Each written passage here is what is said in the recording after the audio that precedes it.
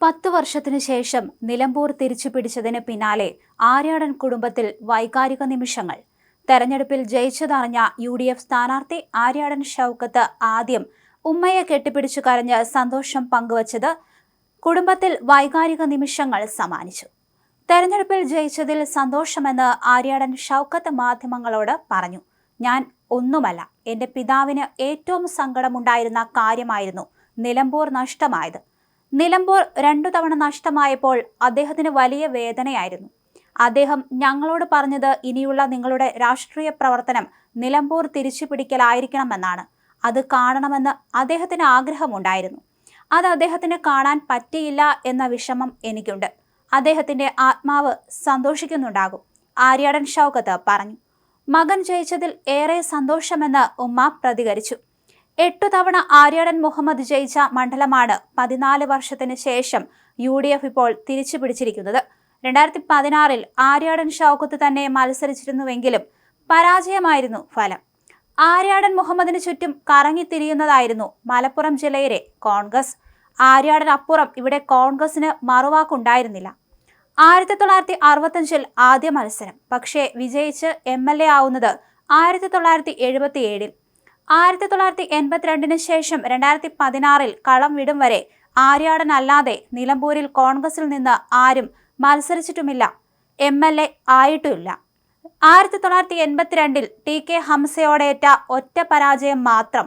അവിടേക്കായിരുന്നു പിതാവിന്റെ പാത പിന്തുടരാൻ മകൻ ഷൗക്കത്തിനെ 2016 കോൺഗ്രസ് സ്ഥാനാർത്ഥിയാക്കിയത്. പക്ഷേ PV അൻവറിന് മുന്നിൽ തോറ്റു. ഇത് കോൺഗ്രസിനുണ്ടാക്കിയ ക്ഷീണവും ചെറുതായിരുന്നില്ല. ആ ക്ഷീണമാണ് 9 വർഷത്തിനിപ്പുറം അതേ ഷൗക്കത്തിലൂടെ കോൺഗ്രസ് ഇത്തവണ മറികടന്നത്.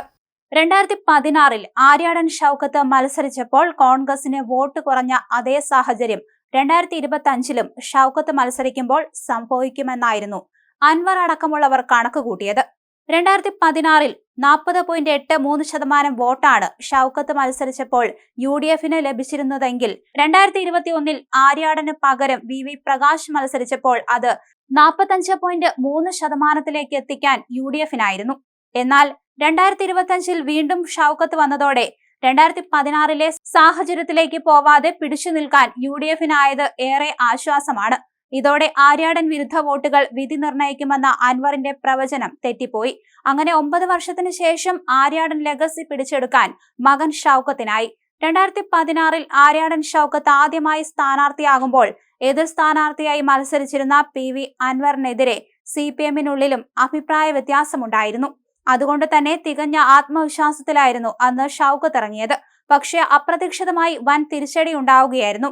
ഇത് കോൺഗ്രസിന്റെ മാത്രമല്ല, 3 പതിറ്റാണ്ടോളം മണ്ഡലം പിടിച്ചു നിർത്തിയ പിതാവ് ആര്യാടൻ മുഹമ്മദിന്റെ തന്നെ വലിയ പരാജയമായി മാറി. ഇത് പാർട്ടിക്കും മുന്നണിക്കും വലിയ ക്ഷീണമാവുകയും ചെയ്തു. ആര്യാടൻ മുഹമ്മദിനെതിരെ പാർട്ടിക്കുള്ളിൽ നിന്ന് പോലും വിമർശനമുയർന്നു. 2016 ഷൗക്കത്ത് സ്ഥാനാർത്ഥിയാവുന്നത് ആര്യാടൻ മുഹമ്മദിന്റെ പാർട്ടിയിലെ കടുത്ത സമ്മർദ്ദത്തെ തുടർന്നായിരുന്നു. അത് പാർട്ടിക്കുള്ളിൽ തന്നെ എതിർ ശബ്ദമുയർത്തുന്നതിന് കാരണമായി.